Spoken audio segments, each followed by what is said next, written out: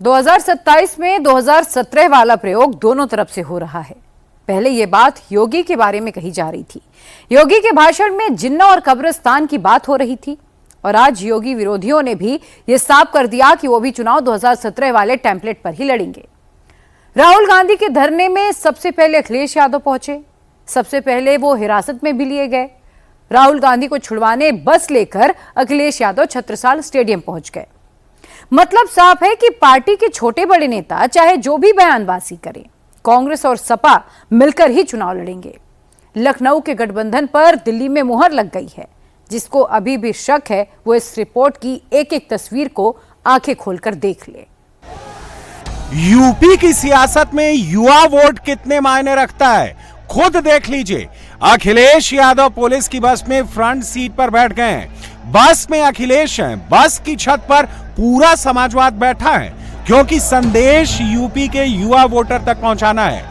मैं आपको बताऊं, लगातार जो समर्थन है, जो समर्थकों का वो मिल रहा है। और अखिलेश यादव को आप तस्वीरें देखें, उनकी बॉडी लैंग्वेज जो है, मैं आपको बता दूं, किसी कॉन्फिडेंस उनके अंदर कम नहीं लग रहा। अखिलेश यादव ने साफ कर दिया है कि बस जो है वो स्टेडियम के अंदर जाएगी। जो टेम्परेरी जेल बनाई गई है नेताओं के लिए, जो नेताओं को डिटेन करके जो लाया गया है, और खुद जो है बस के ड्राइवर को गाइड करते हुए सीधा बस को अंदर ले जाने के लिए अखिलेश यादव बोल रहे हैं। और चेहरे पे मुस्कुराहट, बॉडी लैंग्वेज में बिल्कुल कॉन्फिडेंस, और पहुंचे हैं। दरअसल इस पूरे प्रदर्शन में अभी तक विपक्ष जो है सामने नहीं आया था, लेकिन विपक्ष ने आज जिस तरीके से प्रदर्शन किया, राहुल गांधी ने प्रदर्शन किया और अखिलेश यादव समर्थकों की बस में बैठकर खुद जो है गिरफ्तारी देने के लिए पहुंचे हैं, ये कहीं ना कहीं एक मास्टर स्ट्रोक जो है वो विपक्ष का हो सकता है। फिलहाल जो छत्रसाल स्टेडियम के दरवाजे हैं वो खोल दिए गए हैं और अखिलेश यादव लगातार आगे बैठे हुए इशारे भी कर रहे हैं। देखिए, अभी किसी को बुला रहे हैं अंदर, बस के अंदर जो है वो बुलाया गया है। और उसके बाद जो है आगे देखिए पुलिसकर्मी हैं। दरअसल ये अजय कुमार हैं, एडिशनल डीसीपी हैं नॉर्थ वेस्ट जिले के। उनसे बात करने के लिए बुलाया अखिलेश यादव ने, और अखिलेश यादव उन्हें मुस्कुराते हुए कह रहे हैं कि बस जो है गाड़ी जो है वो अंदर जाने दें। तो फिलहाल अजय कुमार, आपको बता दूं, ये नॉर्थ वेस्ट जिले के दानिब अफसर हैं और एडिशनल डीसीपी 2 की जिम्मेदारी है, और लगातार उन्हें कन्विंस करने की कोशिश कर रहे हैं। लेकिन अखिलेश यादव ने साफ कर दिया है कि बस जो है वो स्टेडियम के अंदर जाएगी। तस्वीरें आप देखें, अभी भी अजय कुमार लगातार समझा रहे हैं। अजय कुमार के बारे में बता दूं कि ये भी उत्तर प्रदेश से आते हैं। तो एक उत्तर प्रदेश का सरकारी अफसर और एक उत्तर प्रदेश का पूर्व मुख्यमंत्री, वो लगातार आपस में बातचीत करें। अखिलेश यादव ने साफ मना कर दिया है कि अंदर ही जाएगी बस, बीच में नहीं रुकेगी। ये छत्रसाल स्टेडियम है, यहीं पर राहुल गांधी और प्रियंका गांधी को रखा गया है। युवा वोट की लड़ाई में अखिलेश पीछे न रह जाएं, लिहाजा खुद बस में बैठकर गिरफ्तारी देने पहुंच गए। सवाल है, जो मांग छात्रों की है, सरकार को छात्रों की मांग माननी चाहिए। जो उन्होंने मांग रखी है उसको स्वीकार सरकार को करना चाहिए। और सरकार ने जो अन्याय किया है छात्रों के साथ, युवाओं के साथ, जिस तरीके से उनको पीटा गया, उनका सर फोड़ा गया, हड्डी तोड़ी गई, करंट लगाया गया, और जो कुछ सरकार कर सकती थी सरकार ने दमन करने की कोशिश की है। लड़कियों के कपड़े फाड़े हैं। क्या ये लोकतंत्र में उम्मीद कर सकता है किसी सरकार से? और जब शांतिपूर्ण आंदोलन और प्रदर्शन चला उस समय, इसलिए हमारी मांग है कि सरकार जो छात्र हैं, युवा हैं, उनकी मांगों को मान लें। सदन में यही मुद्दा उठाएंगे।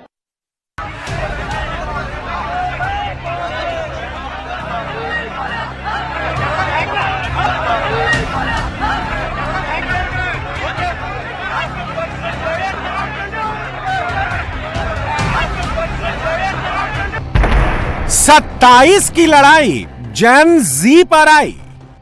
हमारे मुख्यमंत्री तो आम खा रहे हैं। वहां पर 20 पेपर लीक हुए हैं, 20 परीक्षाएं के पेपर लीक हुए हैं। तो अब आप सोचिए, नौकरी है नहीं, रोजगार है नहीं। आज ये युवाओं को बहका रहे हैं। याद करिए, 9 लाख युवाओं को हम लोगों ने सरकारी नौकरी दी है यूपी के अंदर। सरकारी नौकरी 9 लाख नौजवानों को अपने हाथ से मैंने नौकरी पत्र, नियुक्ति पत्र वितरित किए हैं। कोई सिफारिश नहीं, कोई वसूली नहीं, पहले नौकरी के नाम पर कोई विज्ञापन निकलता था, चाचा भतीजे की जोड़ी वसूली के लिए निकल पड़ती थी। बाबा या बबुआ, 27 में किसका युवा? 17 के पहले यही तो समस्या थी। 17 के पहले उत्तर प्रदेश में समाजवादी पार्टी की सरकार थी, तो बबुआ तो 12 बजे सो के उठते थे, 2 बजे तक तैयार होते थे। चच्चू जब उनको बताते थे कि क्या होना चाहिए तो उनकी समझ ही में नहीं आता था कि चच्चू बोल क्या रहे हैं। फिर 5 बजे जिम चले गए, 6:30 7 बजे तक आए तो उसके बाद उनकी अपनी महफिल जम जाती थी और फिर प्रदेश के बंटाधार की सभी योजनाएं वहीं पे इनके द्वारा समाप्त कर दी जाती थी। मध्यम वर्ग के लोग हैं जिनका पूरा जीवन यापन नौकरी से है। उनके परिवार का एक बच्चा अगर कुछ बन जाएगा, डॉक्टर बन जाए, इंजीनियर बन जाए या नौकरी पर जाए, उनका परिवार उसी से चलता है। उन्हीं ने समर्थन किया था बीजेपी को। ये बीजेपी के लिए संकट है और संकट एक ही है, केवल बीजेपी की सरकार चली जाए, संकट खत्म। 27 का टेस्ट, कौन बेस्ट? अखिलेश हो, राहुल हो, केजरीवाल हो, मोदी हो, योगी हो, सब यूथ कर रहे हैं। नीट पेपर लीक के जरिए युवा वोट में उम्मीद देख रहे हैं। ऐसा क्या हो गया है? क्यों सब युवा मंत्र का जाप कर रहे हैं? अचानक से सबको यूथ की ताकत क्यों महसूस होने लगी? दरअसल 27 में यूपी, पंजाब में चुनाव है, युवाओं का सवाल है, इसीलिए सियासत में उबाल है। सबको पता है यूथ का मूड बदला जाएगा तो सारा खेल पलट जाएगा। कल जैसे ही जंतर मंतर पर युवाओं की भीड़ पहुंची, इन सबकी उम्मीद जग गई। अब तक ये नफा नुकसान कैलकुलेट कर रहे थे, लेकिन जैसे ही ये फायदे का सौदा देखा, राहुल गांधी पूरी टीम को लेकर पीएम हाउस पहुंच गए। केजरीवाल जंतर मंतर से संजीवनी तलाश रहे थे। अखिलेश यादव को लगा कि राहुल गांधी युवाओं के लीडर बन जाएंगे, लिहाजा वो भी राहुल के साथ धरने पर पहुंच गए। सामने सबसे बड़ा चुनाव यूपी का है, जहां यूथ वोटर बड़ा खेल कर सकता है, इसीलिए कोई भी पीछे नहीं रहना चाहता। यूपी की पॉलिटिक्स में पावर ऑफ यूथ क्या है, वो जान लीजिए। 2022 के आंकड़े बताते हैं कि यूपी में 20 से 29 साल के 3.24 करोड़ वोटर थे। 30 से 39 4.06 करोड़ थे। एसआईआर के बाद यूपी में अभी कितने वोटर हैं?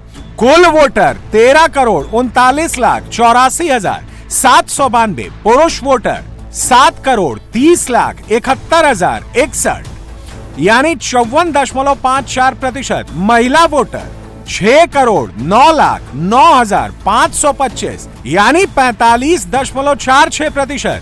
18 से 19 साल के वोटर 17,63,360, यानी 1.32%। विपक्ष को लग रहा है बीजेपी के खिलाफ नीट पेपर लीक का सियासत का तवा गर्म है। ऐसे में अगर 18 से 30 साल के युवा वोटर साथ आ गए तो यूपी में खेल बदल सकते हैं। इसीलिए राहुल गांधी, अखिलेश दोनों ने इसे बड़ा मुद्दा बना दिया। अखिलेश यादव क्यों राहुल गांधी के साथ प्रधानमंत्री आवास पर पहुंच गए?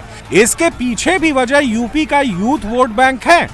यूपी 2022 विधानसभा चुनाव में युवा वोटर्स का वोटिंग पैटर्न को देखेंगे तो अखिलेश के इस पॉलिटिकल मूव का मतलब समझ जाएंगे।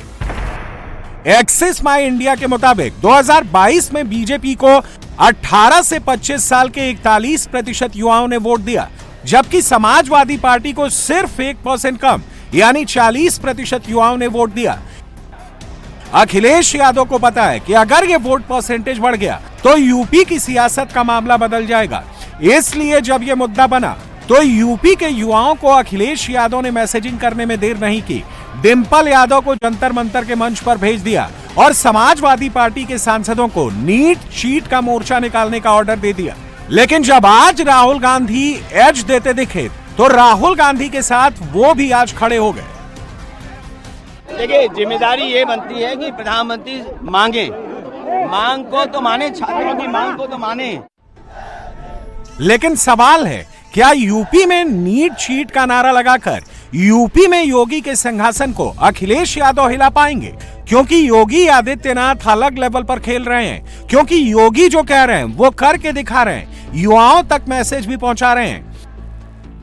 यूपी की योगी सरकार ने आज 16 बड़े प्रस्तावों को मंजूरी दी। इसमें सबसे बड़ा फैसला यूनिवर्सिटी में टॉप करने वाली छात्राओं को स्कूटी देने का फैसला है। इस योजना के तहत 2025-26 के सेशन में ग्रेजुएशन और पोस्ट ग्रेजुएशन करने वाली टॉप 5 छात्राओं को सरकार की ओर से मुफ्त में स्कूटी दी जाएगी। सभी सरकारी, प्राइवेट और सेल्फ फंडिंग या अन्य मान्यता प्राप्त यूनिवर्सिटी में पढ़ने वाली छात्राएं इस स्कीम के लिए एलिजिबल होंगी।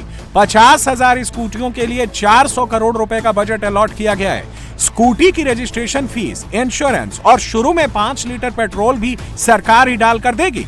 इलेक्ट्रिक की बजाय पेट्रोल वाली स्कूटी देने के पीछे सरकार का तर्क ये है कि कई छात्राएं गांव की होंगी, वहां ई चार्जिंग का इंफ्रास्ट्रक्चर नहीं है, इसलिए सबकी सुविधा के लिए पेट्रोल वाली स्कूटी दी जा रही है। इस योजना का फायदा उठाने के लिए जो क्राइटेरिया तय किया गया है उसके मुताबिक परिवार की सालाना आय 12 लाख रुपए से ज्यादा नहीं होनी चाहिए। स्टूडेंट ने ग्रेजुएशन या पोस्ट ग्रेजुएशन में टॉप 5 पोजीशन हासिल की हो, पढ़ाई यूपी के ही कॉलेज में करनी होगी और छात्रा को यूपी का स्थायी नागरिक होना होगा।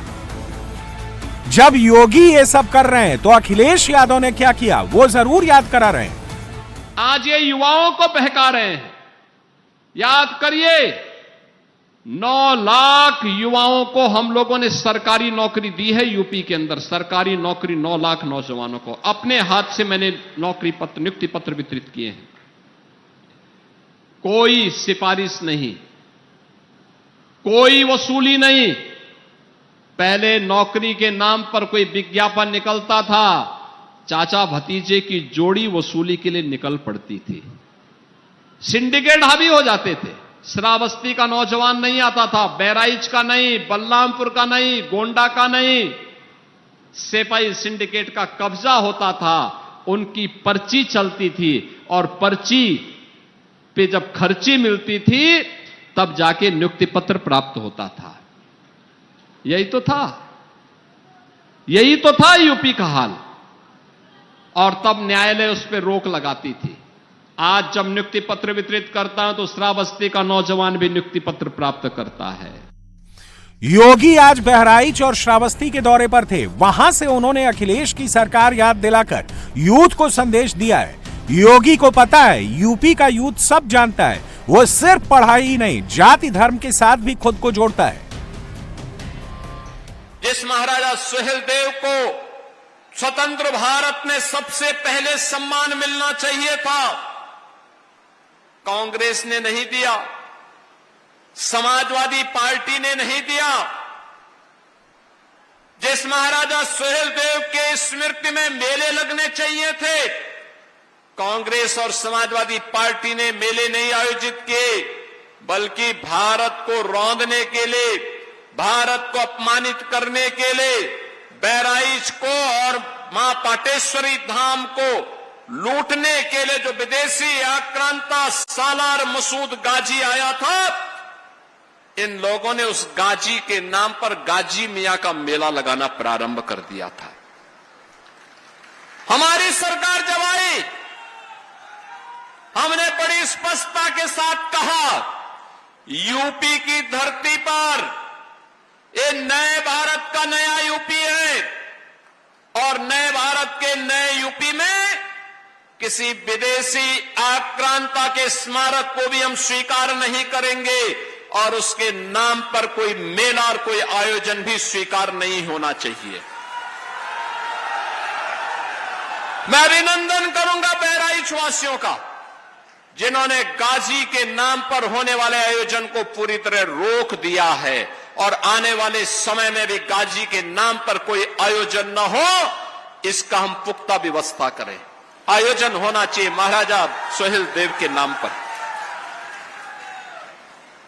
जो काम कांग्रेस और सपा नहीं कर सकती थी, क्योंकि इनको तो कब्रिस्तान की बाउंड्री बनाने और गाजी मियां का मेला कराने से ही फुर्सत नहीं था।